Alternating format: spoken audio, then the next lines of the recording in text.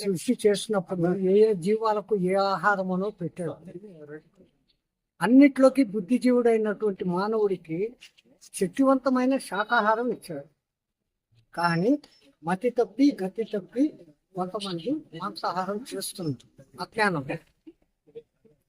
ఈ భూప్రపంచంలో అన్నిటికన్నా శక్తివంతము బలవంతమైన జంతువు ప్రస్తుతానికి ఉన్నది ఏనుగు. అటువంటి ఏనుగ తినేది కేవలం గట్టి శాకాహారం. ఖడ్గమృగం బలమైన జంతువు, అది తినేది శాకాహారం. పురుగు సింహాలు వాటికి దేవుడు ఆ నిర్ణయం ఇచ్చాడో అవి తింటుంది. మానవులైన మనము ప్రాణం పోసే హక్కు లేనప్పుడు ప్రాణం తీసే హక్కు ఉండదు. కాబట్టి మాంసాహారం మానండి, జంతు ప్రేమను పెంచుకోండి, ధ్యానం చేయండి, ధన్యులు కండి. మనం జంతువులుగా పుట్టినట్టయితే మాంసాహారం తిందాం, కాకపోతే తినలేము. కాబట్టి దాన్ని కూడా నిషేధించాలి.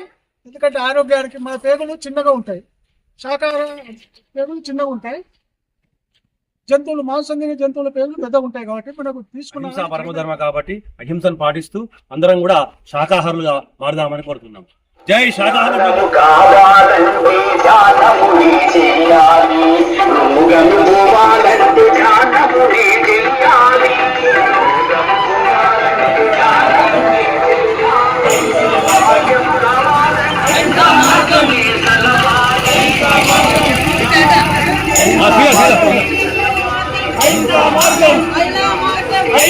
మార్గం